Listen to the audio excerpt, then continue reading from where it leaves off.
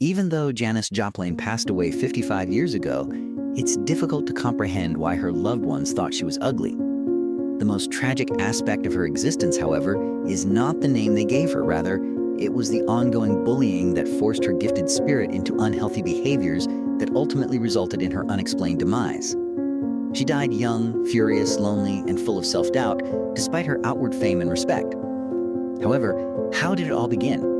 Was she indeed killed in a hotel mishap? You can decide for yourself whether the famous Janis Joplin was truly as ugly as the story suggested by watching this documentary, which also explores her unknown story and shows you some RA pictures of her. Born on January 19, 1943, in Port Arthur, Texas, Janis Lynn Joplin came from a middle-class household. Her father, Seth Ward Joplin, was an engineer at the Texaco Oil Company, and her mother, Dorothy Bonita East, was a registrar at a business college. Janis had been unusual from an early age. As though they could feel the pain and loneliness in her heart, her parents acknowledged that Janis needed more care than their other kids. In addition to dealing with physical changes as she approached adolescence, being overweight and having terrible acne that left deep scars and need dermabrasion treatment, Janis also had to deal with vicious bullying and exclusion from her peers. They called her derogatory names like pervert, lover, freak, and pig. Even while physical wounds can heal, Janis's emotional scars lingered for the remainder of her life. But even in those gloomy times, Janis found solace in music. A group of misfits, or those who were perceived as different from her, became her pals. Among them was a blues record by Lead Belly, Ma Rainey, and Bessie Smith. Janis felt a great enthusiasm awoken by that unadulterated, passionate song. At Thomas Jefferson High School, where she once took a class with the renowned football coach Jimmy Johnson, she started performing blues and folk songs with her classmates. After completing high school in 1960, Janis enrolled in Lamar State College of Technology and then the University of Texas at Austin, Utah. Her stay at UT was the beginning of her artistic path, even though she never finished her undergraduate studies. One piece in the university's student newspaper, She Dares to Be Different, described her as someone who isn't scared to defy expectations. She wore jeans to class, walked barefoot, and carried an auto harp with her so she could sing whenever she wanted. When Janis sang with the folk group Waller Creek Boys at UT, she displayed her strong, expressive mezzosoprano voice. Additionally, she was associated with the Texas Ranger, the university's humor magazine, where she interacted with oddballs such cartoonist Gilbert Shelton. Janis was a quirky, passionate young woman who was attempting to find her place in a world that was too cold for those who didn't fit the mold. Shelton remembered her peddling magazines around campus. Janis Joplin started to develop her musical personality and way of life during these trying but rebellious years. Untamed, fierce, rebellious, and incredibly soulful. A victim of the very desire for acceptance and affection that society had previously denied her, she is also a symbol of emancipation. Janis Joplin started the challenging path from a disobedient young woman with a distinctive voice to a genuine artist in the early 1960s. Intense emotional turmoil, substance abuse, and inner storms were also prevalent during this time. This stage signaled the start of her continuous internal conflict and established the framework for her artistic identity. Deep emotional suffering and the desire to live a genuine life are at odds. When Joplin recorded her first song, What Good Can Drinking Do, at a friend's residence at the University of Texas in December 1962, it was the first pivotal moment. Despite being a crude recording, it exuded rebellion and showcased her unbridled artistic instinct and rebellious attitude.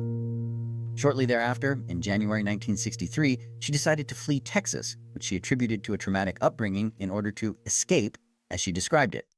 She traveled to North Beach, San Francisco, the promised land for itinerant, rebellious spirits like herself, by hitchhiking with her buddy Chad Helms.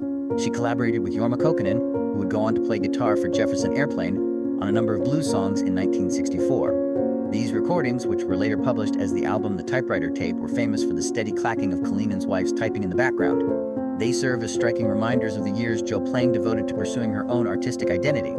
But she was soon engulfed by San Francisco's shadowy underbelly. She was arrested for theft and developed a fondness for strong Southern Comfort whiskey, as well as drugs, especially methamphetamine and sometimes heroin. At this time, friends characterized her as emaciated and skeleton, a shadow of the person she used to be. Her friends planned a bus party in May 1965 to take her back to Port Arthur after noticing a decline in her physical and emotional well-being. Joplin made a real attempt to alter her way of life by moving back to Port Arthur. She enrolled at Lamar University in Beaumont, started abstaining from drugs and alcohol, and got a classic beehive haircut.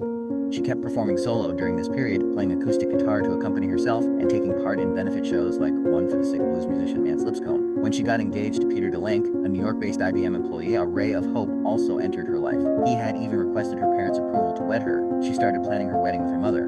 However, DeLink quickly called off the engagement, dealing Joplin a severe emotional blow and causing her to experience yet another loss in her lifelong quest for love. Simultaneously, Joplin met with social worker Bernard Gaetano on a regular basis, who assisted her in facing a scary situation. She may have to risk relapsing in order to be successful in music. She once admitted that she couldn't tolerate the idea of being locked in a boring office job like so many other women in Port Arthur if she didn't pursue singing. A significant turning point in Janis Joplin's career occurred in 1966 when she formally joined the psychedelic music group Big Brother and the Holding Company, which was a growing organization in San Francisco's hippie neighborhood of Haight-Ashbury. She was persuaded to join the band by her longtime friend Chet Helms, who had hitched a ride with her to California years prior. To get Joplin back to San Francisco, Helms dispatched his good friend Travis Rivers to Austin.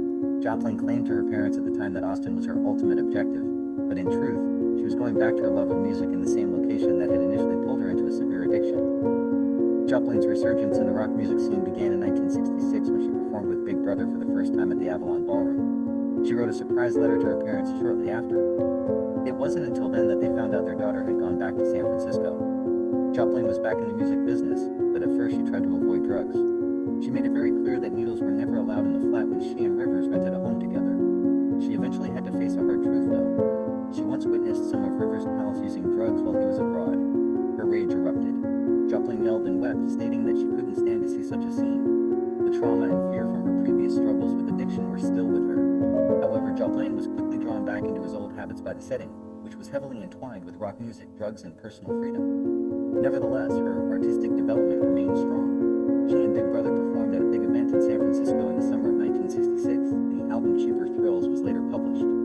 A link entrenched in the core of the hippie movement, she had a brief but intensely emotional relationship with Ron Pigpen McCernan, one of the founding members of the Grateful Dead at this time.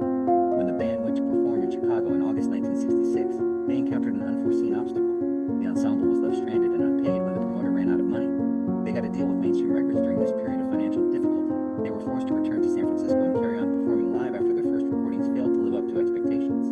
The band persevered in spite of the obstacles, recording their first album in Los Angeles in December of that year. It was eventually made available in August of 1967. Joplin and Big Brother embarked on a nationwide tour that same year, stopping in places including the Hollywood Bowl, Seattle, Vancouver, Boston, and California. She was also romantically involved with folk rocker country Joe McDonald during this time. The pair shared a San Francisco flat on Lion Street. This address was a minor feature on her driver's license, but it signaled a passionate and tumultuous time in Joplin's life. Janis Joplin battled inner darkness while burning with musical passion from 1966 to 1969. She came to represent not only a time of rebellion but also suffering, liberation, and a strong will to live life to the fullest. The whole music industry was devastated by Janis Joplin's unexpected death in October 1970 at the age of just 27. Joplin joined the notorious 27 Club, a group of gifted musicians who died at the age of 27 and are shrouded in mystery and legend.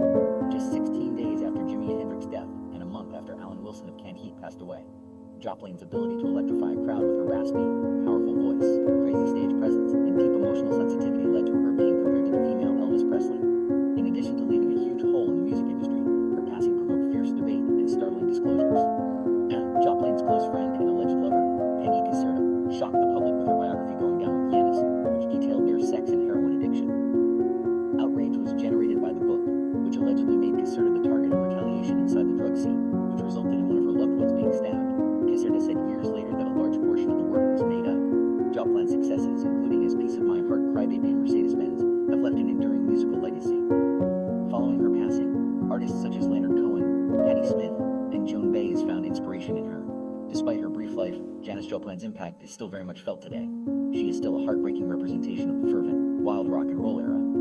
Please remember to like and subscribe if you like Janis Joplin's narrative so you don't miss any more folk Waller Creek Boys videos featuring her strong, poignant soprano voice.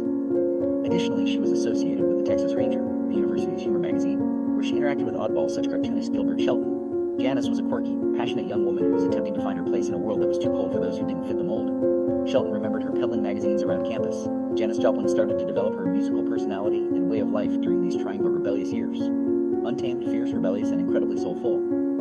A victim of the very desire for acceptance and affection that society had previously denied her, she is also a symbol of emancipation. Janis Joplin started the challenging path from a disobedient young woman with a distinctive voice to a genuine artist in the early 1960s. Intense emotional turmoil, substance abuse, and inner storms were also prevalent during this time.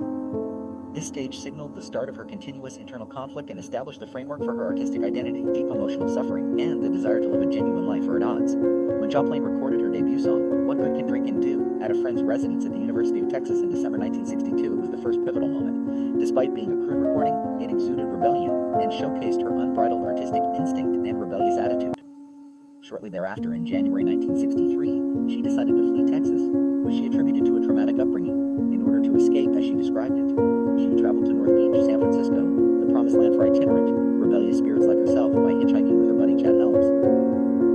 She collaborated with Jorma Kaukonen, who would go on to play guitar for Jefferson Airplane, on a number of blues songs in 1964. These recordings were ultimately released as the album The Typewriter Tape, which is renowned for the rhythmic clacking of Kaukonen's wife typing in the background. They serve as striking reminders of the years Joplin devoted to pursuing her own artistic identity. But she was soon engulfed by San Francisco's shadowy underbelly. She was arrested for theft and developed a fondness for strong Southern comfort whiskey, as well as drugs, especially methamphetamine and sometimes heroin. At this time, friends characterized her as emaciated and skeleton, a shadow of the person she used to be.